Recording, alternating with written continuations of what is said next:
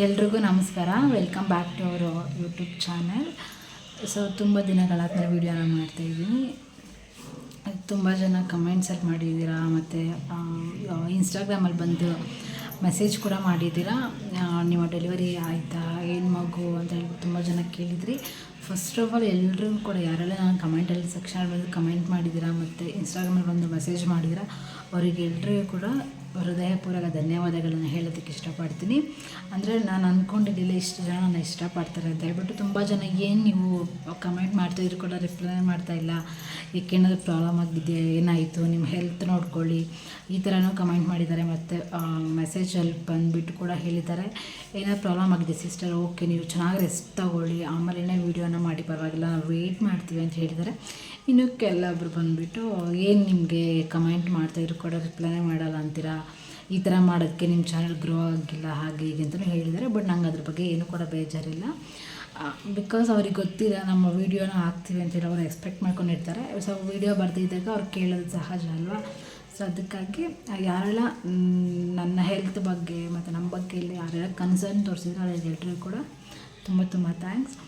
So ತುಂಬ ದಿನ ಆಯಿತು, ಹತ್ತತ್ರ ಇಷ್ಟು ಒಂದೂವರೆ ತಿಂಗಳಾಯಿತು. ಸೊ ನಾನು ಏನಾದರೂ ಒಳ್ಳೇದಾದಾಗ ಅದನ್ನು ಬೇಗ ಹೇಳೋಣ ಅಂತ ಅನಿಸುತ್ತೆ. ಬಟ್ ಏನಾದರೂ ಈ ಥರ ಪ್ರಾಬ್ಲಮ್ಸ್ ಆದಾಗ ಅದ್ರ ಬಗ್ಗೆ ಹೇಳೋಣ ಅಂದ್ರೂ ಅದು ಹೇಳೋಕ್ಕೆ ಮನಸ್ಸಿರಲ್ಲ. ಹೇಳಬಾರ್ದು ಅಂತಲೇ, ಹೇಳೋದು ಬೇಡ, ಯಾವಾಗ ವ್ಲಾಗ್ ಮಾಡೋ ಥರ ಮಾಡೋಣ ಅಂತ ಅಂದ್ಕೊಂಡಿದ್ದೆ. ತುಂಬ ಜನ ಕೇಳ್ತಿರ್ಬೇಕಾದ್ರೆ ನಾವು ಒಂದಷ್ಟು ಜನ ಬಂದು ನಮ್ಮಲ್ಲಿ ಪ್ರೀತಿಗೋಸ್ಕರ ಕೇಳ್ತಾರೆ. ಸೊ ಆವಾಗ ನಾವೇನು ಹೇಳ್ದಿರ ನಮ್ಮ ಪಾಡಿಗೆ ನಾವು ವೀಡಿಯೋಸ್ನ ಮಾಡ್ಕೊಳೋದು ಅದು ಸರಿಯಾಗಲ್ಲ ಅಂತ ಹೇಳ್ಬಿಟ್ಟು, ಸೊ ಏನಿದೆಯೋ ಅದನ್ನು ಹೇಳಿಬಿಟ್ಟು ಆಮೇಲೆ ನಾವು ಯಾವ ಥರ ಇದ್ವೋ ಆ ಥರ ಇರೋಣ ಅಂತ ಹೇಳ್ಬಿಟ್ಟು ಇವತ್ತಿನ ಬ್ಲಾಗನ್ನು ಮಾಡ್ತಾಯಿದ್ದೀನಿ, ವೀಡಿಯೋನ ಮಾಡ್ತಾಯಿದ್ದೀನಿ. So first of all delivery ಆಯಿತು. ಡೆಲಿವರಿ ಆಗಿದ್ದು ಅಕ್ಟೋಬರ್ 21ನೇ ತಾರೀಕಾಗಿದ್ದು.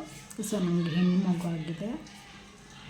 ಅದು ಇಷ್ಟು ಅಂದರೆ ನಾರ್ಮಲ್ ಸಿಸೇರಿಯನ್ ಅಂತ ಕೂಡ ತುಂಬ ಜನ ಕೇಳಿದ್ದೀರಾ. ನಾರ್ಮಲ್ ಆಗಬೇಕಿತ್ತು. ಸೊ ಲಾಸ್ಟ್ ಎಮರ್ಜೆನ್ಸಿ ಅಂತ ಹೇಳ್ಬಿಟ್ಟು ಸಿಸೇರಿಯನ್ ಆಗಿದ್ದು. ಸೊ ಇಷ್ಟು. ಸೊ ಫಸ್ಟ್ ನಾನು ಡೆಲಿವರಿ ಬಗ್ಗೆ ಹೇಳ್ತೀನಿ, ಆವಾಗ ನಿಮಗೆ ಅರ್ಥ ಆಗುತ್ತೆ ಏನಾಯಿತು ಅಂತ ಹೇಳ್ಬಿಟ್ಟು. ನಿಮ್ಗೆ ಆಲ್ರೆಡಿ ತಮ್ಮನೇ ನೋಡಿದಾಗಲೇ ಗೊತ್ತಾಗಿರುತ್ತೆ. ಸೊ ಅದಕ್ಕೋಸ್ಕರ ನಿಮ್ಗೆ ವಿಷಯ ಗೊತ್ತಿತ್ತಲ್ವ, ನಾನು ಫಸ್ಟಿಂದನೇ ಹೇಳ್ಕೊಂಡು ಹೋಗ್ತೀನಿ, ನಿಮಗೆ ಒಂದು ಐಡಿಯಾ ಸಿಗುತ್ತೆ. ಸೊ ಫಸ್ಟ್ ಬಂದುಬಿಟ್ಟು ಅಕ್ಟೋಬರ್ 21 ಮಾರ್ನಿಂಗ್ ಒಂದು 4 ಗಂಟೆಗೆ ಲೈಟ್ ಪೇನ್ ಇತ್ತು. ಬಟ್ 10 ಗಂಟೆ ಆ ಟೈಮಲ್ಲಿ ಸ್ವಲ್ಪ ಪೇಯ್ನ್ ಸ್ಟಾರ್ಟ್ ಆಗಿತ್ತು. ಆ ಟೈಮಲ್ಲಿ ಆಮೇಲೆ ನೋವುಗಳು ಸ್ವಲ್ಪ ಜಾಸ್ತಿನೇ, ನನಗೆ ಪರವಾಗಿಲ್ಲ ತಡ್ಕೋಬೋದಿತ್ತು, ಬಟ್ ಸ್ವಲ್ಪ ಪೇಯ್ನ್ ಇತ್ತು. ಸೊ ಅವಾಗ ಏನು ಮಾಡಿದೆ, ಅಮ್ಮಗೆ ಹೇಳಿದ್ದಕ್ಕೆ ಸ್ವಲ್ಪ ಹೊತ್ತು ಆದಮೇಲೆ 10:30 ಹಂಗೆ ಹಾಸ್ಪಿಟಲ್ಗೆ ಹೋದ್ಮೇಲೆ ಅವರು ಇಂಟರ್ನಲ್ ಚೆಕ್ ಎಲ್ಲ ಮಾಡ್ತಾರಲ್ಲ, ಸೊ ಆ ಥರ ಮಾಡಿಬಿಟ್ಟು ಪ್ರೋಗ್ರೆಸ್ ಇದೆ, ಒಂದು 3 ಸೆಂಟಿಮೀಟರ್ ಓಪನ್ ಆಗಿದೆ ಅಂತ ಹೇಳಿದರು. ಸೊ ಅದಾದಮೇಲೆ ನಮಗೆ ಗೌರ್ಮೆಂಟ್ ಹಾಸ್ಪಿಟಲ್ಗೆ ಚೆಕಪ್ಗೆ ಹೋಗ್ತಿದ್ದು, ನಿಮ್ಗೆಲ್ರಿಗೂ ಕೂಡ ಗೊತ್ತಿರೋಂಥ ವಿಷಯನೇ. ಸೊ ಆವಾಗ ಹೋದಾಗ ಅಲ್ಲೇ ವೆಯ್ಟ್ ಮಾಡಿಸಿ ಈ ಥರ ಅಡ್ಮೆಂಟ್ ಮಾಡ್ಕೊಂಡಿಲ್ಲ, ಅಂದರೆ ನೋಡೋಣ ಇನ್ನೂ ವೆಯ್ಟ್ ಮಾಡೋಣ ಅನ್ನೋ ಥರನೇ ಇತ್ತು. ಗೌರ್ಮೆಂಟ್ ಹಾಸ್ಪಿಟಲ್ ಬಗ್ಗೆ ತುಂಬ ಎಕ್ಸ್ಪೆಕ್ಟೇಷನ್ ಇತ್ತು, ಚೆನ್ನಾಗಿ ನೋಡ್ತಾರೆ ಹಾಗೆ ಹೀಗೆ ಅಂತ. ಬಟ್ ಅದೆಲ್ಲ ಬ್ರೇಕ್ ಆಗಿತ್ತು ಇಲ್ಲೇನೇ. ವಾಯ್ಸ್ ಏನಾದರೂ ನಿಮಗೆ ಲೋ ಆಗಿ ಕೇಳಿಸ್ತಾ ಇದ್ದರೆ ಸ್ವಲ್ಪ ನೀವು ವಾಲ್ಯೂಮ್ ಸ್ವಲ್ಪ ಜಾಸ್ತಿ ಇಟ್ಕೊಂಡು ನೋಡಿ, ಅಂದರೆ ಕೇಳಿಸುತ್ತೆ. ಸಪೋಸ್ ಏನಾದರೂ ಕೇಳಿಸಿದ್ರೆ ವಾಲ್ಯೂಮ್ ಸ್ವಲ್ಪ ಜಾಸ್ತಿ ಇಟ್ಕೊಂಡು ನೋಡಿ, ಅಷ್ಟು ಜೋರಾಗಿ ಮಾತಾಡೋಕ್ಕಾಗ್ತಾಯಿಲ್ಲ, ಅದಕ್ಕೋಸ್ಕರ ತಪ್ಪಾಗಿ ಅರ್ಥ ಮಾಡ್ಕೊಳಕ್ಕೆ ಹೋಗ್ಬಿಡಿ ಯಾರೂ. ಆಮೇಲೆ ಹತ್ರ ಹೋದ್ವಿ. ಮಧ್ಯಾಹ್ನ ಪೇಯ್ನ್ ಹಿಂಗೆ ಸ್ವಲ್ಪ ಹೊತ್ತಿಗೆ ಜಾಸ್ತಿ ಆಗ್ತಿರುತ್ತೆ. ಈ ಲೇಬರ್ ಪೇಯ್ನ್ ಬಗ್ಗೆ ಎಲ್ಲ ಮತ್ತು ಯಾವಾಗಾದರೂ ಒಂದು ಸರಿ ಹೇಳ್ತೀನಿ ನಾನು. ಸದ್ಯಕ್ಕೆ ಅದ್ರ ಬಗ್ಗೆ ಜಾಸ್ತಿ ಡೀಪಾಗಿ ಹೇಳ್ಕೊಂಡು ಹಾಕೋಕ್ಕೆ ಬೇಡ ಇವಾಗ. ಹಾಗಾದಾಗ ಮತ್ತು ಸಂಜೆ ಒಂದು 6 ಗಂಟೆ ಆಗಿಬಿಡ್ತು, ಅಲ್ಲೇ ಒಂದು 6 ಗಂಟೆವರೆಗೂ ಅಲ್ಲೇ ಆಯಿತು. ಮತ್ತು ಲಾಸ್ಟ್ ಒಂದು 5 ಗಂಟೆ ಆ ಟೈಮಲ್ಲಿ ಸಮಥಿಂಗೇನೋ ಇಂಟರ್ನಲ್ ಚೆಕ್ ಮಾಡಿದಾಗ 8 ಸೆಂಟಿಮೀಟರ್ ಓಪನ್ ಆಗಿದೆ ಅಂತ ಹೇಳಿದ್ರು. ಸೊ ನನಗೆ ಬೆಳಗ್ಗೆನೇ ಮೇನ್ ಡಾಕ್ಟರ್ ಅಂತ ಇರ್ತಾರಲ್ಲ, ಸೊ ಅವರು ಚೆಕ್ ಮಾಡಿಬಿಟ್ಟೇ ಏನೂ ಪ್ರಾಬ್ಲಮ್ ಇಲ್ಲ, ನಾರ್ಮಲ್ ಆಗುತ್ತೆ, ಎಲ್ಲ ನಾರ್ಮಲ್ ಆಗಿದೆ ಅಂತ ಹೇಳಿ ಹೇಳಿದರು, ನಾರ್ಮಲ್ ಡೆಲಿವರಿ ಆಗುತ್ತೆ ಅಂತಲೇ. ನಾನು ಒಂದು 2 ಸಲ ಚೆಕಪ್ಗೆ ಹೋದಾಗ ಕೂಡ ಅವ್ರು ಹಂಗೆ ಹೇಳಿದ್ರು, ಎವ್ರಿಥಿಂಗ್ ಇಸ್ ನಾರ್ಮಲ್ ಡೆಲಿವರಿ ಆಗುತ್ತೆ ಅಂತ ಹೇಳ್ಬಿಟ್ಟು. ಅದೇ ಹೋಪಲ್ಲಿ ನಾವು ಇದ್ದಿದ್ದು. ನಮ್ಗೆ ಪೇಯ್ನ್ಗೆಲ್ಲ ತಡ್ಕೊಳ್ಳೋಳೆಲ್ಲ ನಾನು, ಬಟ್ ಎಲ್ಲ ಒಳ್ಳೆಯದಾಗುತ್ತೆ ಅಂತ ಹೇಳ್ಬಿಟ್ಟು ಅದನ್ನು ಕೂಡ ತಡ್ಕೊಂಡು ಹೋಗಿದ್ದು. ಆಮೇಲೆ ಬಂದುಬಿಟ್ಟು ಆಮೇಲೆ ಸಂಜೆ ಬಂದುಬಿಟ್ಟು ಒಂದು ನರ್ಸ್ ಇರ್ತಾರಲ್ಲ, ಸೊ ಅವ್ರು ಏನು ಮಾಡಿದ್ರು ಅಂತ ಹೇಳಿದ್ರೆ, ಇಲ್ಲ ಮಗು ಸ್ವಲ್ಪ ದೊಡ್ಡದಾಗಿದೆ ಅನಿಸುತ್ತೆ, ಮಗು ತಲೆ ಸ್ವಲ್ಪ ದೊಡ್ಡದಿದೆ, ಬರೋಕ್ಕೆ ಸ್ವಲ್ಪ ಕಷ್ಟ ಆಗ್ಬೋದು ಅಂತ ಹೇಳಿದ್ರು. ಸೊ ಆಮೇಲೆ ಏನು ಮಾಡಿದ್ರು, ಅಲ್ಲಿ ಫೆಸಿಲಿಟಿ ಇರಲಿಲ್ಲ, ಡಾಕ್ಟರ್ಸು ಇರಲಿಲ್ಲ, ಸಿಸೇರಿಯನ್ ಡಾಕ್ಟರ್ಸು ಇರಲಿಲ್ಲ, ಮತ್ತು ನಾರ್ಮಲ್ ಡೆಲಿವರಿಗೆ ಎಕ್ಸ್ಪರ್ಟ್ಸ್ ಯಾರೂ ಕೂಡ ಇರಲಿಲ್ಲ. ಏನಾದರೂ ಎಮರ್ಜೆನ್ಸಿ ಆಗಿ ತಲೆ ಬರ್ದಿರ ಆಗಿಬಿಟ್ರೆ ಅಥವಾ ಅರ್ಧ ತಲೆ ಬಂದು ಸಿಕ್ಕಾಕೊಂಡ್ರೆ ತುಂಬ ಕಷ್ಟ ಆಗುತ್ತೆ ಅಂತ ಹೇಳ್ಬಿಟ್ಟು ಅವ್ರು ಬೇರೆ ಹಾಸ್ಪಿಟಲ್ಗೆ, ಅಂದರೆ ದೊಡ್ಡ ಹಾಸ್ಪಿಟಲ್ಗೆ ಬರ್ಕೊಡ್ತಾರೆ. ಸೊ ಅವಾಗ ಅದು ದೊಡ್ಡ ಹಾಸ್ಪಿಟಲ್ ಬಂದುಬಿಟ್ಟು ಹತ್ತಿರ 1 ಅವರ್ ಜರ್ನಿ, ಮತ್ತು ಸ್ವಲ್ಪ ದೂರ ಇರೋ ಕಾರಣಕ್ಕೆ ಹತ್ತಿರ ಎಲ್ಲ ಇದ್ದರೆ ಹಾಸ್ಪಿಟಲ್ ಹೇಳಿ ಅಂತ ಹೇಳಿದ್ರಿ. ಹತ್ರನೇ ಅವರೇ ಒಂದು ಹಾಸ್ಪಿಟಲ್ ನಮ್ಗೆ ಪ್ರಿಫರ್ ಮಾಡಿದ್ರು. ಹಾಸ್ಪಿಟಲ್ ಹೆಸರೆಲ್ಲ ಹೇಳೋದು ಬೇಡ, ಅವರೇ ಪ್ರಿಫರ್ ಮಾಡಿದ್ರು. ಸೊ ಹಂಗಂತ ಹೇಳ್ಬಿಟ್ಟು ನಾವೇ ಅಲ್ಲಿಗೆ ಹೋಗೋಣ ಅಂಥೇಳಿ ಆಂಬುಲೆನ್ಸ್ಗೆ ಹೇಳಿದ್ವಿ. ಸೊ ಆಂಬುಲೆನ್ಸ್ ಆ ಟೈಮಲ್ಲಿ ದೂರ ಹಾಸ್ಪಿಟಲ್ಗೂ ಬರ್ತೀನಿ ಅಂತ ಹೇಳಿದ್ರು, ಇಲ್ಲಿರೋ ಹಾಸ್ಪಿಟಲ್ಗೂ ಬರ್ತೀನಿ ಅಂತ ಹೇಳಿದ್ರು. ಆ ಟೈಮಲ್ಲಿ ನಮ್ಮ ಹಸ್ಬೆಂಡು ಹೊಸೂರಿಗೆ ಹೋಗೋಣ ಅಂತ ಹೇಳಿದರು ಗೌರ್ಮೆಂಟ್ ಹಾಸ್ಪಿಟಲ್ಗೆ. ಆಮೇಲೆ ಹಂಗಂತ ಹೇಳಿದ ತಕ್ಷಣ ಆಂಬುಲೆನ್ಸ್ ಡ್ರೈವರು ಕೇಳಿಸ್ಕೊಂಡಿರೋನೇ ಹೋಗ್ಬಿಟ್ಟಿದ್ದಾರೆ. ಸೊ ಆಮೇಲೆ ಹಾಸ್ಪಿಟಲ್ಗೆ ಹೊಸೂರಿಗೆ ಫೋನ್ ಮಾಡಿ ಕೇಳಿದಾಗ, ಬೇಡ 8 ಸೆಂಟಿಮೀಟ್ರ್ ಓಪನ್ ಆಗಿದೆ ಅಂತ ಹೇಳಿದ್ರೆ, ಇವಾಗ ಬೇಕಾದ್ರೂ ಡೆಲಿವರಿ ಆಗ್ಬೋದು, ಸೊ ನೀವು ಹತ್ರನೇ ತೋರಿಸ್ಕೊಳ್ಳಿ ಅಂತೇಳಿ ಅಲ್ಲಿಂದ ಹೇಳಿದ್ರು. ಹಂಗಾದ್ಮೇಲೆ ಏನು ಮಾಡಿದ್ರು, ಇಲ್ಲಿ ಆಂಬುಲೆನ್ಸ್ ಹೋಗ್ಬಿಟ್ಟಿದ್ದಾರೆ. ಹತ್ತಿರ ಹಾಸ್ಪಿಟಲ್ಗೆ ಹೋಗೋಣ ಅಂದರೆ ಆಂಬುಲೆನ್ಸ್ ಇರಲಿಲ್ಲ. ಆಮೇಲೆ ಕಾರ್ ಮಾತಾಡಿಕೊಂಡು ಒಂದು ಹಾಸ್ಪಿಟಲ್ಗೆ ಹೋದ್ರಿ. ಹತ್ರನೇ ತುಂಬ ಹಾಸ್ಪಿಟಲ್ಸ್ ಇತ್ತು. ಆ ಟೈಮಲ್ಲಿ ಯಾರಿಗೂ ತಲೆನೇ ಹೊಡಿಲ್ಲ. ನಾನು ತುಂಬ ಪೇನಲ್ಲಿ ಒದ್ದಾಡ್ತಿದ್ದೆ, ನಂಗೆ ಕೈಲಿ ನಿಂತ್ಕೊಳ್ಳೋಕೆ ಕೂಡ ಆಗ್ತಾಯಿರಲಿಲ್ಲ. ಅರ್ಧ ದೂರ ಹೋದರೆ ಮತ್ತೆ ಬಿದ್ದೋಗ್ಬಿಟ್ಟೆ. ಮತ್ತು ವೀಲ್ ಚೇರಲ್ಲೆಲ್ಲ ಕರ್ಕೊಂಡು ಹೋಗಿದ್ರು. ಅಷ್ಟು ಪೇನಲ್ಲಿ ಯಾರಿಗೂ ತಲೆ ಹೊಡಿಲ್ಲ, ಎಲ್ರಿಗೂ ನನ್ನ ಗಮನನೇ ಇತ್ತು. ಹಂಗಾಗಿ ಅಲ್ಲಿಗೆ ಹೋದಾಗ ಏನಂದರೆ ಫುಲ್ ಡೈಲೇಟ್ ಆಗಿದೆ, ಒಂದೇ ಪುಷಲ್ಲಿ ಮಗು ಬರುತ್ತೆ ಅಂತ, ಬಿಕಾಸ್ ತಲೆ ಎಲ್ಲ ಕಾಣಿಸ್ತಾಯಿತ್ತು ಹೊರಗಡೆಯಿಂದನೇ. ಹಂಗಾಗಿ ಅವರೇ ಹೇಳಿದ್ರು ನಾನು ಆಗಿಬಿಡುತ್ತೆ ಅಂತ ಹೇಳಿಬಿಟ್ಟು. ಆಮೇಲೆ ಏನು ಮಾತಾಡಿಕೊಂಡ್ರು ಏನಂತ ಗೊತ್ತಿಲ್ಲ. ನನ್ನ ಹತ್ರ ಡಾಕ್ಟರ್ ಹೇಳಿದ್ದು, ಫಸ್ಟು ಮಗು ತಲೆ ಈಚೆ ಬರಬೇಕು, ಆದರೆ ನಿಮಗೆ ಕರಳು ಈಚೆ ಬಂದಿದೆ, ಕಾಣಿಸ್ತಿದೆ ಅಂತ ಹೇಳಿದ್ರು. ನನಗೆ ಒಂದು ಗೊತ್ತಿಲ್ಲ, ನಾನು ಬೆಡ್ ಮೇಲೆ ಮಲಗ್ತಿದ್ರೆ ನೋವು ಒದ್ದಾಡ್ತಿದ್ದೀನಿ, ಈ ಕಡೆ ಫ್ಲೂಯಿಡ್ ಹೋಗ್ತಿದೆ, ಈ ಕಡೆ ಬ್ಲಡ್ ಹೋಗ್ತಾಯಿದೆ, ಹಾಗೆಲ್ಲ ಆಗಿತ್ತು. ಆಮೇಲೆ ಬಂದುಬಿಟ್ಟು ಎಮರ್ಜೆನ್ಸಿ ಸಿ ಸೆಕ್ಷನ್ ಅಂದರೆ ಸಿಸೇರಿಯನ್ ಮಾಡಬೇಕು ಅಂತ ಹೇಳಿದ್ರು. ನಂಗೊಂದು ಗೊತ್ತಾಗಿಲ್ಲ. ನಮ್ಮ ಮನೆಯವ್ರಿಗೆ ಹೇಳ್ರಿ ಅಂತಂದರೆ, ಅವರು ಇಲ್ಲ ನಿಮ್ಮ ಮನೆಯವ್ರಿಗೆ ಹೇಳ್ತಾ ಇದ್ದೀವಿ ಅಂತ ಹೇಳಿದ್ರು.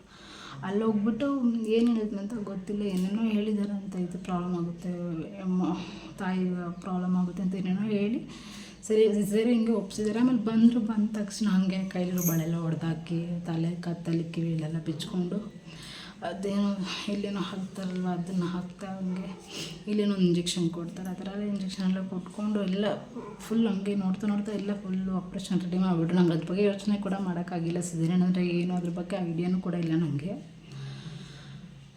ಸಡನ್ನಾಗಿ ಎಲ್ಲ ಮಾತಾಡಾಯಿತು, ಎಲ್ಲ ಸೈನೆಲ್ಲ ಮಾಡಿಸ್ಕೊಂಡ್ರು. ಮತ್ತು ನನಗೆ ನೋವು ಅಂದರೆ ಪೇಯ್ನ್ ಹಂಗೆ ಇತ್ತು, ಲೇಬರ್ ಪೇಯ್ನು. ಸೊ ಹಂಗೆ ಅದೇ ಪೇಯ್ನಲ್ಲಿ ಕಿರ್ಚಾಡ್ಕೊಂಡು ಹಂಗೆ ಆಪ್ರೇಷನ್ ಥಿಯೇಟ್ರಿಗೆ ಹೋದ್ರಿ. ಹತ್ರ ಇನ್ನೇನು ಸ್ವಲ್ಪ ದೂರ ಹೋಗ್ಬೇಕು ಅನ್ಬೇಕಾದ್ರೆ ಅಲ್ಲೊಂದು ಸಿಗ್ನೇಚರ್ ಎಲ್ಲ ಮಾಡಿಸ್ಕೊತಾರೆ, ನನ್ನ ಕೈಯಲ್ಲೂ ಮಾಡಿಸ್ಕೊತಾರೆ.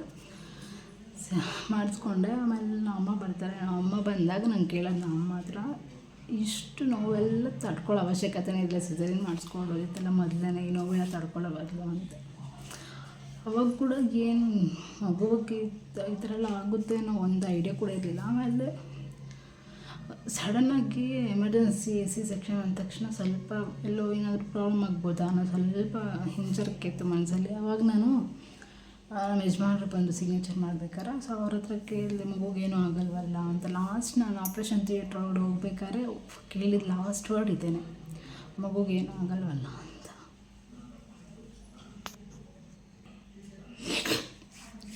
ಏನೂ ಆಗಲ್ವಲ್ಲ ಅಂಥೇಳಿ ಕೇಳಿದೆ. ಆಮೇಲೆ ಕರ್ಕೊಂಡು ಹೋದ್ಮೇಲೆ ಪ್ರೊಸೀಜರ್ ಎಲ್ಲ ಇರ್ತಾರೆ, ಆಪ್ರೇಷನ್ದು ಅನಸ್ತೇಷಿಯಾ ಕೊಡ್ತಾರೆ, ಆಮೇಲೆ ಯೂರಿನ್ ಬ್ಯಾಗ್ ಹಾಕ್ತಾರೆ, ಹಂಗೆಲ್ಲ ಆಯಿತು. ಆಪ್ರೇಷನ್ನು ಆಯಿತು.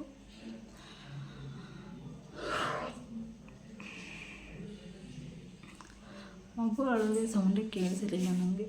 ಮಗು ಆಗ್ತಿದ್ದೆ ಕೇಳಿಸಿಲ್ಲ. ಅಲ್ಲಿಗೆ ಸ್ಟಿಚ್ ಹಾಕ್ತಿದ್ರು, ಪಟ್ಟದ ಸೌಂಡ್ ಬರ್ತಿತ್ತು ಸ್ಟಿಚ್ ಹಾಕ್ಬೇಕಾದ್ರೆ. ಆವಾಗ ನಾನು ಅವಾಗ ಸ್ಟಾರ್ಟ್ ಮಾಡಿದೆ, ಇನ್ನೂ ಸ್ಟಿಚಿಂಗ್ ಕಂಪ್ಲೀಟ್ ಕೂಡ ಆಗಿಲ್ಲ. ಆವಾಗ ನಾನು ಕೇಳ್ತಾಯಿದ್ದೆ ಅವ್ರನ್ನೆಲ್ಲ, ಈ ಥರ ಮಗು ಹೆಲ್ದಿಯಾಗಿದೆಯಾ, ಮಗು ಇಲ್ಲಿ ಏನು ಮಗು ಅಂತ ಕೇಳಬೇಕಂತ ಬಾಯೇ ಬಂದಿಲ್ಲ ನನಗೆ. ಮಗು ಹೆಲ್ದಿಯಾಗಿದೆಯಾ, ಮಗು ಹತ್ತಿದೆ ಕೇಳ್ತಿಲ್ಲ. ಇಲ್ಲಿ ಅವ್ರ ಕೈ ಹಿಡ್ಕೊಂಡು ಹಿಂಗೆ ಮಾಡ್ತಾಯಿರ್ತಾರೆ, ಒಬ್ಬರ ಕಡೆ ಕೂತ್ಕೊಂಡು ಬಲಗಡೆ ಅವರು ಇಲ್ಲ ಡಾಕ್ಟ್ರು ಚೆಕ್ ಮಾಡ್ತಾಯಿದ್ದಾರಮ್ಮ ಏನೂ ಆಗೋಲ್ಲ, ನೀನು ಆರಾಮಾಗಿದೆಯಲ್ಲ, ಆರಾಮಾಗಿರು ಇಷ್ಟೇ ಹೇಳ್ತಿದ್ದಾರೆ ಹೊರತು ಏನು ಮಗು ಅಂತ ಹೇಳ್ತಲ್ಲ, ಮಗು ಕಂಡೀಷನ್ ಹೇಳ್ತಿಲ್ಲ, ಏನೂ ಹೇಳೇ ಇಲ್ಲ. ನನಗೆ ಒಂದು ಕಡೆ ಭಯ, ಮಗು ಹತ್ತಿದೆ ಕೇಳ್ತಿದ್ದಲ್ಲಪ್ಪ ಅಂತಂದ್ಬಿಟ್ಟು ಹಾಗೆ ಅದೇ ಒಂದು 20 ಸರಿ ಕೇಳಿದ್ದೀನಿ ನಾನು ಅವ್ರನ್ನ. ಸ್ಟಿಚ್ ಹಾಕಿ ಮುಗಿಸಿ ಅದೇನೇನೋ ವಿಸ್ಪರೆಲ್ಲ ಚೇಂಜ್ ಮಾಡ್ತಾರೆ. ಸೊ ಅಲ್ಲಿ ತನಕ ಕೂಡ ಕೇಳ್ತಾನೆ ಇದೆ, ಯಾರೂ ಏನು ಒಂದು ರೀಸನ್ನೇ ಕೊಟ್ಟಿಲ್ಲ ನನ್ನ ಹತ್ರ, ಅವ್ರೇನೂ ಹೇಳೇ ಇಲ್ಲ. ಆಮೇಲೆ ಹೋದ್ವಿ, ಆಮೇಲೆ ಕರ್ಕೊಂಡು ಹೋಗ್ತಾರೆ, ಆಲ್ಮೋಸ್ಟ್ ಸ್ಪೆಷಲ್ ವಾರ್ಡ್ ಕರ್ಕೊಂಡೋಗಿ ಅಬ್ಸರ್ವೇಷನಲ್ಲಿ ಇಡ್ತಾರೆ ಒಂದು 20 ಮಿನಿಟ್ಸ್ ಆ ಥರ. ಅವಾಗಿಟ್ಟಾಗೂ ಫುಲ್ಲು ನನಗೆ ಅರ್ಥನೇ ಆಗ್ತಿಲ್ಲ, ಕಣ್ಣಲ್ಲಿ ಬರ್ತಾನೆ ಐತೆ, ಏನು ಏನಾಗಿದೆ ಏನಾಗ್ತಿದೆ ಅಂತಲೇ ಗೊತ್ತಾಗ್ತಿಲ್ಲ. ಫುಲ್ಲು ಒಂಥರ ಭಯ ಆಗ್ತಾನೆ ಇತ್ತು, ಏನೋ ಹೆಚ್ಚು ಕಮ್ಮಿ ಆಗಿದೆ, ಏನಾಗಿದೆ ಮಗುನೇ ತೋರಿಸಿಲ್ವಲ್ಲ ಅಂತ ಹೇಳ್ಬಿಟ್ಟು. ನನಗೆ ಇನ್ನಾಗಲ್ಲ ಅಂತ ಹೇಳ್ಬಿಟ್ಟು ಅಲ್ಲಿ ಡಾಕ್ಟ್ರ್ ಇರ್ತಾರೆ, ನಮ್ಮ ಹಸ್ಬೆಂಡ್ ನಾನು ನೋಡಲೇಬೇಕು ಕರೀರಿ ಅಂತ ಹೇಳ್ಬಿಟ್ಟು ಕಳಿಸ್ದೆ. ನಮ್ಮಮ್ಮ ನಮ್ಮ ಹಸ್ಬೆಂಡ್ ಇಬ್ಬರನ್ನೂ ಕರೀರಿ ಅಂತೇಳಿ ಕಳಿಸ್ದೆ. ಅವರು ಒಬ್ಬರನ್ನೇ ಕಳಿಸ್ತದೆ ಅಂತ ಹೇಳ್ಬಿಟ್ಟು ಅವ್ರ ಹಸ್ಬೆಂಡ್ನ ಕಳಿಸ್ತಾರೆ. ಸೊ ನಮ್ಮ ಹಸ್ಬೆಂಡ್ನ ಕಳಿಸ್ತಾರೆ. ನಾನು ಕೇಳಿದೆ ಏನು ಪಾಪನೇ ತೋರಿಸಿಲ್ಲ, ಪಾಪು ಹತ್ತಿದ್ದು ನನಗೆ ಕೇಳಿಸಿಲ್ಲ,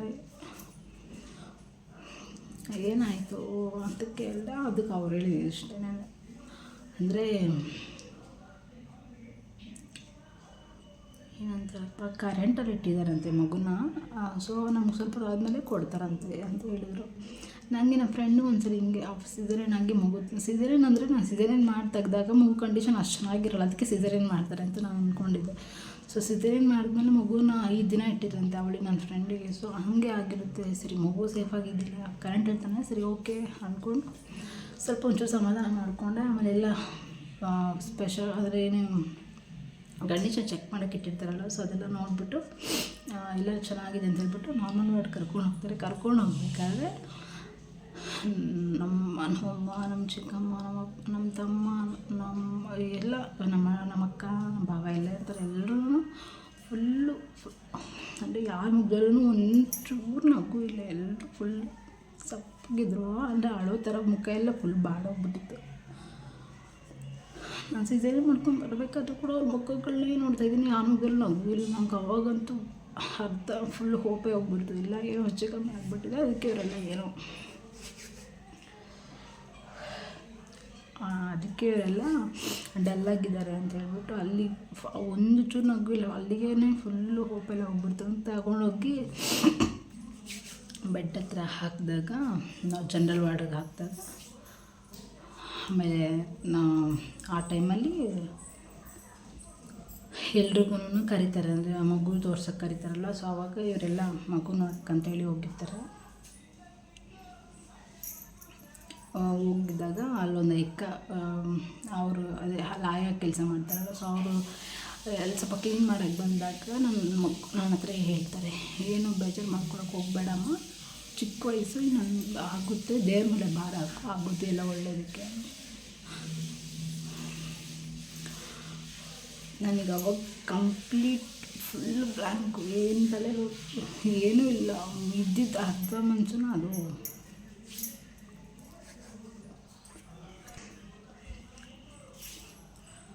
ಆಮೇಲೆ ಫುಲ್ ನನಗೆ ಇನ್ನೊಂದು ಕನ್ಫ್ಯೂಷನ್ ಸ್ಟಾರ್ಟ್ ಆಗಿಬಿಡ್ತು. ಆಮೇಲೆ ಇವರಿಗೇನೋ ಅದಕ್ಕೆ ಸಪ್ರೇಟಾಗಿ ಬಂದೆ. ಆಮೇಲೆ ನಮ್ಮಮ್ಮ ಅವ್ರಿಗೆ ಗೊತ್ತಾಗಿದೆಯೋ ಇಲ್ವೋ, ಅವ್ರಿಗೆ ಗೊತ್ತಾಯಿಲ್ವ ಅಂತ ಅವ್ರು ತಲೆಗೆ ಬಂದುಬಿಟ್ರು, ನಮ್ಮ ಹಸ್ಬೆಂಡಿಗೆ ಗೊತ್ತಾಗಿಲ್ವಾ ಅಂತ ಹೇಳ್ಬಿಟ್ಟು. ನನಗೆ ಗೊತ್ತಿಲ್ಲ ಅವ್ರ ಮಗುನ ನೋಡೋಕ್ಕೆ ಹೋಗಿದ್ದಾರೆ ಅಂತ. ಆ ಟೈಮಲ್ಲಿ ಬಂದಾದ್ಮೇಲೆ ನಂಗೆ ಗೊತ್ತಾಯಿತು. ಬಂದಾದ್ಮೇಲೆ ಅಂತಂದರೆ ಹೇಳ್ತೀನಿ ಮುಂದೆ. ಆಮೇಲೆ ಗೊತ್ತಿರಲಿಲ್ಲ ನನಗೆ. ಆಮೇಲೆ ಫುಲ್ಲು ನಮ್ಮ ಹಸ್ಬೆಂಡಿಗೆ ಮಗು ಅಂದರೆ ತುಂಬ ಇಷ್ಟ, ಮಕ್ಕಳಂದರೆ ಜಾಸ್ತಿ ಇಷ್ಟ. ಅವ್ರ ಆಸೆಗೆ ನಾನು ಮಣ್ಣು ಹಾಕ್ಬಿಟ್ಟಿದ್ದೀನಿ ಅಂತ. ಅಲ್ಲೇ ನಮ್ಮಮ್ಮ ಅವರಿಗೆ ನಾವೇ ಮಕ್ಕಳು, ಅದಾದಮೇಲೆ ನಮ್ಮ ಮನೇಲಿ ಮಕ್ಕಳು ಅನ್ನೋದೇ ಇಲ್ಲ. ಸೊ ತುಂಬ ಎಕ್ಸ್ಪೆಕ್ಟೇಷನ್ ಇಟ್ಕೊಂಡ್ರು, ತುಂಬ ಆಸೆ ಇಟ್ಕೊಂಡಿದ್ರು. ಎಲ್ಲರೂ ಆಸೆ ಕನಸಿಗೆ ಈ ಥರ ಆಗಿಬಿಟ್ಟಿದೆ ಅಂತ. ಆಮೇಲೆ ನಮ್ಮ ಅಮ್ಮವ್ರು ಬಂದರು, ಎಲ್ಲ ನಮ್ಮ ಹಸ್ಬೆಂಡ್ ಬಂದರು. ಅವರು ಅಲ್ಲಿ ಯಾರಿಗೂ ಅಲೋ ಇಲ್ಲ, ಒಬ್ರು ಇರ್ಬೋದು ಅಂತ ಹೇಳಿದ್ರು. ನಮ್ಮ ಚಿಕ್ಕಮ್ಮ ನಮ್ಮ ಅಮ್ಮ ಇಬ್ಬರು ಇದ್ದರು ನನ್ನ ಜೊತೆ. ಸೊ ಅವತ್ತು ಬಾಕಿ ಎಲ್ಲರೂ ಮನೆಗೆ ಹೋದ್ರು. ನಮ್ಮ ಹಸ್ಬೆಂಡು ಹೇಳ್ಬಿಟ್ಟಿಲ್ಲ, ನಮ್ಮ ಅಕ್ಕ ಮನೆಗೆ ಹೋಗ್ತೀನಿ ಅಂತ ಹೇಳ್ಬಿಟ್ಟು ಅವರು ಹೋಗಿದ್ರು.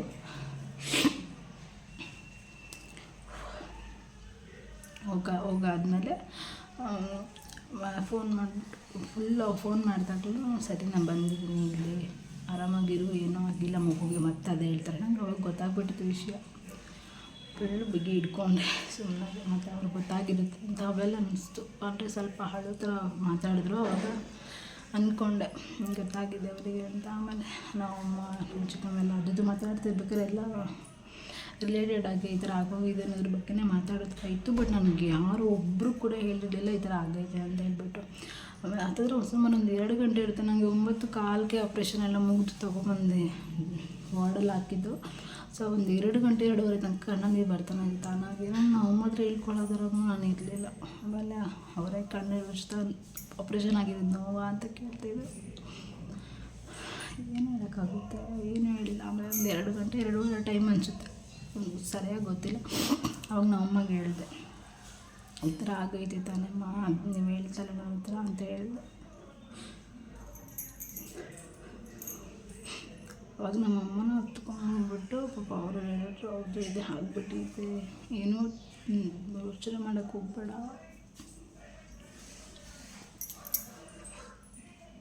ಆಪ್ರೇಷನ್ ಆಗಿರೋದು ನೀವು ಫಸ್ಟ್ ತೋರಿಸ್ಕೊ, ನಿಂಗೇನು ಅಷ್ಟೇನು ವಯಸ್ಸಾಗಿಲ್ಲ, ಮಾಡ್ಕೊಳ್ಳೋಣ, ಇನ್ನೇನಕ್ಕೂ ಮಾಡ್ಕೋಬೋದು, ಯೋಚನೆ ಮಾಡಬೇಡ,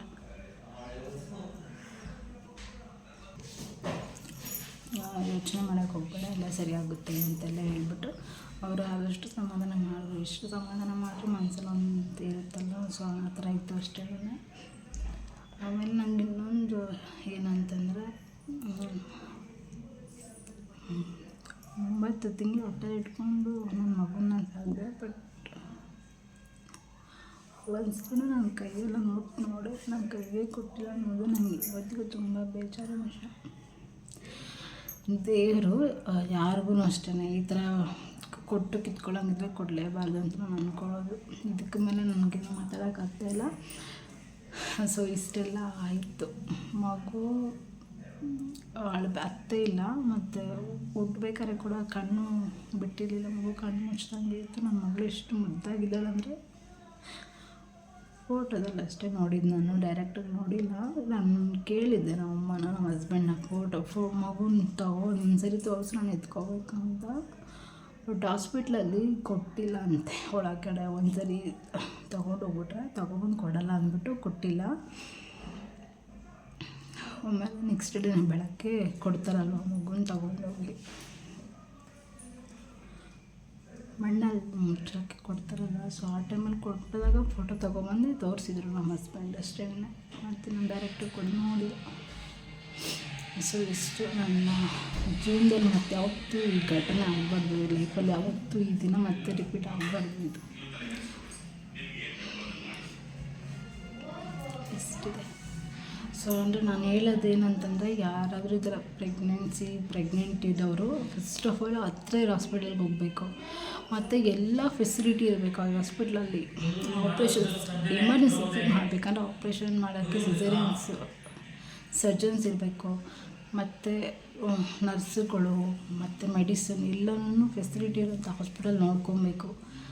ಆ ಟೈಮಲ್ಲಿ ಒಂದು ಚೂರು ಅಂದ್ರೂ ನೋಡೋ ಥರ ಇರಬೇಕು. ಹತ್ತಿರ ಹಾಸ್ಪಿಟಲ್ಗೆ ಹೋಗ್ಬೇಕು. ನಾವು ಏನಿದೆ ನಮಗೆ ಅಲ್ಲಿ ಹತ್ತಿರ ಹಾಸ್ಪಿಟಲ್ ಇದ್ದರೂ ಕೂಡ ಆ ಟೈಮಲ್ಲಿ ತಲೆ ಹೊಡೆದ್ರೆ ದೂರ ಹೋದ್ರಿ ಹಿಂಗೆಲ್ಲ ಆಗಬೇಕಿತ್ತು ಅಂತಲೇ ಇತ್ತು, ಅದಕ್ಕೆ ಆಗಿದೆ ಅಷ್ಟೇ. ಮತ್ತು ಇನ್ನೊಂದು ನಮ್ಮ ಅಮ್ಮ ಅವರೆಲ್ಲ ಏನು ಹೇಳ್ತಾರೆ ಅಂದರೆ, ಕೆಲವೊಬ್ಬರು ಮಕ್ಕಳು ಹುಟ್ಟಬೇಕಾದ್ರೆ ಕೂದಲು ಕೊಡ್ತೀವಿ, ಇಲ್ಲ ಬೇರೆ ಬಟ್ಟೆ ಕೊಡ್ತೀವಿ, ಈ ಥರ ಎಲ್ಲ ಕೇಳ್ಕೊಂಡು ಹೊಡ್ತಾರಂತೆ. ಸೊ ಅದೇ ಥರ ನಿಮ್ಮ ಮಗು ನಾನೇ ಬರ್ತೀನಿ ಅಂತ ಬೇಡ್ಕೊಂಡು ಬಿಡು ಅಂತ ಹೇಳಿ ಸಮಾಧಾನ ಮಾಡ್ತಾರೆ ಅವರು. ಮತ್ತು ಅಂದರೆ ಇನ್ನೂ ಹಂಗೆ ದೇವರು ಒಂದೊಳ್ಳೇದು ಕೊಡ್ತಾನೆ, ಇನ್ನೂ ಚೆನ್ನಾಗಿರೋದು ಕೊಡ್ತಾನೆ ಅಂತ ಹೇಳಿದ್ರು ಕಿತ್ಕೊಂತೀನಿ.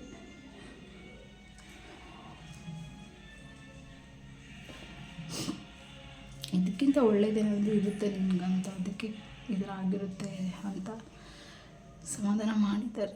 ಗೊತ್ತಿಲ್ಲ, ಆಗೋದೆಲ್ಲ ಒಳ್ಳೇದಕ್ಕೆ ಅಂದ್ಕೊಂಡು ಮೂವ್ ಮಾಡಬೇಕು. ಮತ್ತು ಬೆಳಗ್ಗೆ ಸಂಜೆ ಅದ್ರ ಬಗ್ಗೆ ಯೋಚನೆ ಮಾಡಿಕೊಂಡು ಆರೋಗ್ಯ ಹಾಳು ಮಾಡ್ಕೋಬೇಡ ಅಂತೆಲ್ಲ ಕನಸನ್ನು ಅವ್ರಿಗೆ ಒಂದು ಕಳ್ಕೊಂಡಿದ್ದಾರೆ, ಮತ್ತು ನಾನು ಕಳ್ಕೊಳ್ಳೋದು ಬೇಡ ಅನ್ನೋದಕ್ಕೆ ಹೇಳ್ತಾರೆ. ಬಿಟ್ಟು ಮೂವ್ ಆನ್ ಆಗೋಣ ಅಂತ ಹೇಳ್ಬಿಟ್ಟು, ಇನ್ನು ಅದ್ರ ಬಗ್ಗೆ ಯೋಚನೆ ಮಾಡೋದು ಬೇಡ, ಇನ್ನು ಸ್ವಲ್ಪ ಈ ಕಡೆ ಬರೋಣ ಅಂತ ಹೇಳ್ಬಿಟ್ಟು ಇನ್ಮೇಲೆ ವೀಡಿಯೋಸ್ ಮಾಡೋಣ ಅಂತ ಅಂದ್ಕೊಂಡಿದ್ದೀನಿ. ಸೊ ಇದ್ರ ಬಗ್ಗೆ ಮಾತಾಡಿ ಕ್ಲಿಯರ್ ಮಾಡಿಬಿಡೋಣ ಅಂತ ಅದನ್ನೇ ನಾನು ಮತ್ತೆ ಈ ಕಷ್ಟ, ಈ ನೋವು, ಈ ಥರ ಯಾರಿಗೂ ಆಗೋದು ಬೇಡ. ಎಲ್ಲರೂ ತುಂಬ ಚೆನ್ನಾಗಿರಬೇಕು, ಈ ಥರ ಬೇಡಪ್ಪ. ಸೊ ಇಷ್ಟು ಹೇಳೋಕ್ಕಿಂತ ಹೇಳಿದ್ದೀನಿ. ಸಿಸೇರಿಯನ್ ಆಗಿರೋದು, ಮುದ್ದಾದ ಮಕ್ಕಳು, ತುಂಬ ಚೆನ್ನಾಗಿದ್ಲು. ಏನೋ ಗೊತ್ತಿಲ್ಲ, ದೇವ್ರ ಮೇಲೆ ಒಂದು ನಂಬಿಕೆನೇ ಹೋಗ್ಬಿಟ್ಟಿದೆ. ಮತ್ತು ಬಾಯಲ್ಲಿ ದೇವರು ಅಂತ ಅಂದ್ಕೊಂಡು ಎಷ್ಟೆಲ್ಲ ಬಿಟ್ಕೊಂಡಿದ್ದೆ, ಎಷ್ಟೆಲ್ಲ ಹರಕೆಗಳು ಕಟ್ಟಿದ್ದೆ ಅಂತಂದರೆ ನಾನು ಡೆಲಿವರಿ ನೋವು ಎಷ್ಟು ನೋವು ತಿಂದಿದ್ರು ಅಷ್ಟು ನೋವುಗಳು ದೇವ್ರನ್ನ ತುಂಬ ನಂಬ್ತೀನಿ. ಒಂದು ದೇವ್ರು ನಿಮ್ಗೆ ಗೊತ್ತು, ಮಧುರಮ್ಮ ಅಂತ ಹೇಳ್ಬಿಟ್ಟು ನಾನು ಒಂದೊಂದು ನೋವು ಬಂದಕ್ಕೆ ಒಂದೊಂದು ಕಾಂಟ್ರಾಕ್ಷನ್ ಬರ್ತಿಲ್ಲ, ಆವಾಗಲೂ ನಾನು ಮಧುರಮ್ಮ ಅಂತಾರೆ. ಅಂದರೆ ಆ ದೇವ್ರು ನನ್ನ ಮಗನ ಉಳ್ಸೋಕ್ಕಾಗಿಲ್ಲ. ನಾನು ಜಾಸ್ತಿ ನೋವಿದೆ, ಆಗೋದೆಲ್ಲ ಒಳ್ಳೆಯದಕ್ಕೆ ನೋಡೋಣ ಮುಂದೆ ಏನೇನು ಆಗುತ್ತೆ ಅಂತ ಹೇಳ್ಬಿಟ್ಟು ಎಲ್ಲ ಒಳ್ಳೇದಾಗಲಿ ಅಂತ ಬೇಡ್ಕೋಬೇಕಷ್ಟೇ. ಏನು ಬೇಡಿಕೆಗಳನ್ನು ಇಡಬಾರ್ದು. ಇನ್ನು ದೇವ್ರ ಹತ್ರ ಇದೇ ಕೊಡು, ಹಿಂಗೆ ಮಾಡು, ಹಿಂಗೆ ನೋಡ್ಕೊ ಅಂತ ಹೇಳ್ಬಾರ್ದು. ಎಲ್ಲ ಒಳ್ಳೇದು ಮಾಡಪ್ಪ ಅಂದ್ಕೊಂಡು ಹೋಗಬೇಕು ಅಷ್ಟೇ.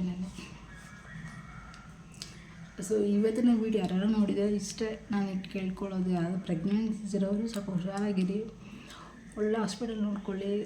ಆ ಟೈಮಲ್ಲಿ ದುಡ್ಡು ಕಾಸು ಬಗ್ಗೆ ಯೋಚನೆ ಮಾಡಬಾರ್ದು. ಗೌರ್ಮೆಂಟ್ ಹಾಸ್ಪಿಟಲ್ ಆದ್ರೂ ಚೆನ್ನಾಗಿರುತ್ತೆ, ಬಟ್ ಅಲ್ಲೆಲ್ಲ ಫೆಸಿಲಿಟಿ ಇರಬೇಕು. ಎಮರ್ಜೆನ್ಸಿ ತಕ್ಷಣ ಸಿಸೇರಿಯನ್ ಮಾಡೋರು ಇರಬೇಕು, ನಾರ್ಮಲ್ ಡೆಲಿವರಿ ಮಾಡೋರು ಇರಬೇಕು, ಎಲ್ಲ ಥರ ಎಕ್ಸ್ಪರ್ಟ್ ಇರಬೇಕು. ಅಂಥ ಹಾಸ್ಪಿಟಲ್ ನೋಡಿ ಚೆಕಪ್ ಕೂಡ ಹೋಗಿ. ಮತ್ತು ಇನ್ನೊಂದು ಮಿಸ್ಟೇಕ್ ಮಾಡಬಾರ್ದು. ನಾವು ಫಸ್ಟ್ ಎಲ್ಲಿಂದ ತೋರಿಸ್ಕೊಬರ್ತೀವೋ, ಅತ್ತೆ ಮನೆಯಿಂದ ಅಮ್ಮ ಮನೆಗೆ ಹೋದರೂ ಅಷ್ಟೇ, ಹೋದಾಗ ಹತ್ತಿರ ಇರೋ ಹಾಸ್ಪಿಟಲು ಕರೆಕ್ಟಾಗಿ ತೋರಿಸ್ಕೋಬೇಕು.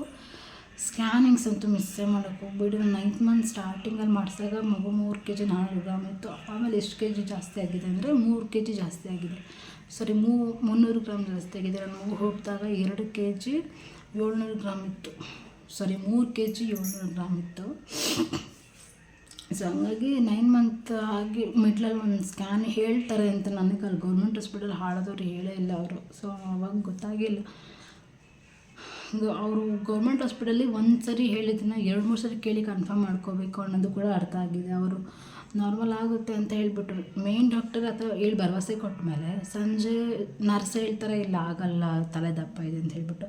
ಸೊ 1 ಸರಿಗೆ 2 ಸರಿ ಕೇಳ್ಕೊಂಡು ಕನ್ಫರ್ಮ್ ಮಾಡಿಕೊಂಡು ನಿಮ್ಗೆ ಅಲ್ಲಿ ಫಸ್ಟು ನಾನು ಏನು ಹೇಳ್ತೀನಿ ಅಂದರೆ, ತಾಯಿಗೆ ಫಸ್ಟು ಗೊತ್ತಾಗೋದು ನಮ್ಮ ಮೈಯಲ್ಲಿ ಏನಾಗ್ತಾಯಿದೆ, ಪಾಸಿಬಲ್ ಇದೆಯಾ ಇಲ್ಲ ಅಂದರೆ. ನನಗೆ ತುಂಬ ಸಲ ಅಂತ ಅನಿಸ್ತಾಯಿತ್ತು ಮಗು ವೆಯ್ಟ್ ಇದೆ, ನಾರ್ಮಲ್ ಆಗಲ್ಲ ಅಂತ. ಆವಾಗಲೂ ನಾನು ಡಾಕ್ಟರ್ನ ಒಂದು ಸರಿ ಲಾಸ್ಟ್ ಚೆಕಪ್ ಹೋದಾಗ ಕೇಳಿದೆ ಅಲ್ಲಿ ಡಾಕ್ಟರ್ ಹತ್ರ, ನಮ್ಮ ಮಗು 3 kg 400 ಗ್ರಾಮ್ ಇದೆ 9 ತಿಂಗಳಲ್ಲಿ ಸ್ಟಾರ್ಟಿಂಗಲ್ಲಿ. ಸೊ ಇವಾಗ ಎಷ್ಟು ಜಾಸ್ತಿ ಆಗಿರುತ್ತಲ್ಲ, ನಾರ್ಮಲ್ ಆಗುತ್ತಾ ಅಂತ ಕೇಳಿದೆ. ನಮ್ಮಮ್ಮ ನಾನಿಬ್ಬರೂ ಕೇಳಿದ್ವಿ. ಆವಾಗ ಅವ್ರು ಏನಂದರು ಅಂದರೆ, ಪೇಯ್ನ್ ಬರೋ ತನಕ ಏನು ಹೇಳೋಕ್ಕಾಗಲ್ಲ ಅಂತಂದರು. ಅದೇ ಪ್ರೈವೇಟಲ್ಲಿ ಆಗಿದ್ದಿದ್ರೆ ಇಷ್ಟು ತೂಕ ಇದೆ ಮಗು, ನಾರ್ಮಲ್ ಮಾಡೋದು ಸ್ವಲ್ಪ ಏನೋ ಕಷ್ಟ ಮತ್ತು ಬೇಡ ಅಂತ ಅವರೇ ಪ್ರಿಫರ್ ಮಾಡ್ತಾರೆ. ಸೊ ಈ ಗೌರ್ಮೆಂಟ್ ಹಾಸ್ಪಿಟಲ್ ಇದೇ ನೆಗ್ಲೆಕ್ಟ್ ಮಾಡೋರು ಅಂತ ಆವಾಗ ಅರ್ಥ ಮಾಡ್ಕೊಂಡು ನಾನು, ನೀವು 3 kg 300 ಗ್ರಾಮ್ ಇದ್ದರೆ ಓಕೆ, ಅದಕ್ಕೆ ಮೇಲೆ ಅಂತಂದರೆ ನೀವು ಸ್ವಲ್ಪ ಧೈರ್ಯ ಮಾಡಿ ಸಿಸೇರಿಯನ್ ಮಾಡಿಸ್ಕೊಬಿಡಿ. ಸುಮ್ಮನೆ ವೆಯ್ಟ್ ಮಾಡೋದು, ಆಮೇಲೆ ಫ್ಲೂಯಿಡೆಲ್ಲ ಹೋದ್ಮೇಲೆ ಮಗು ಬರ್ದಿರ ಆಗೋದು. ನಂಗೆ ನೀರೆಲ್ಲ ಹೋದ್ಮೇಲೆ ಹಾರ್ಟ್ ಬೀಟ್ ಕಮ್ಮಿ ಆಗ್ಬಿಡ್ತು. ನಾನು ಹೌದು ನಿಮಗೆ ಸಿಸೇರಿಯನ್ ಹೇಳೋದು ಮಾಡ್ತಾಯಿಲ್ಲ. ಸೊ ಈ ಟೈಮಲ್ಲಿ ಇನ್ನೊಂದು ರೀಸನ್ ಬಂದುಬಿಟ್ಟು ಮಗುದು ಹಾರ್ಟ್ ಬೀಟ್ ಕಮ್ಮಿ ಆಗ್ತಾ ಬಂತು. ಅವರು ಕಾರಣ ಕೊಟ್ಟರು ಅಷ್ಟೇ, ಕರಳು ಮುಂದೆ ಬಂದಿದೆ ಅಂತ. ಬಟ್ ನಾನು ಕರಳಾದರೆ ಏನೂ ಆಗೇ ಇರಲಿಲ್ಲ. ಬಿಕಾಸ್ ನನಗೆ ಗೊತ್ತಿತ್ತಲ್ಲಿ ಏನಾಯ್ತು ಅಂತ ಹೇಳಿದ್ರೆ, ನೀರು ಫುಲ್ಲು ಹೋದ್ಮೇಲೆ ಮಗು ಹಾರ್ಟ್ ಬೀಟ್ ಕಮ್ಮಿ ಆಗ್ತಾ ಬಂತು. ಅಲ್ಲಿಗೆ ಹೋದಾಗ 141 ಇತ್ತು, ಬರ್ತಾ 57 ಆ ಥರ ಕಮ್ಮಿ ಆಗಿಬಿಡ್ತು. ಆಮೇಲೆ ಸಿಸೇರಿಯನ್ ಕಳಿಸಿದ್ದು. ಅದಾದಮೇಲೆ ಒಂದು 1/2 hour ಆಗಿರುತ್ತೆ ಅಂದ್ಕೊಳ್ಳಿ ಮಗು ತೆಗಿಯೋಷ್ಟರಲ್ಲಿ. ಅದು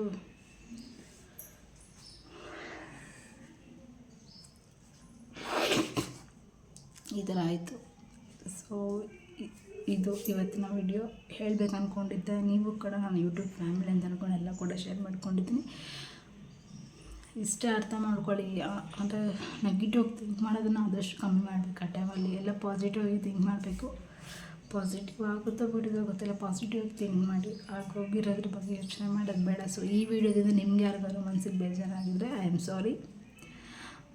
ಎಲ್ಲರೂ ಕೂಡ ತುಂಬ ಥ್ಯಾಂಕ್ಸ್.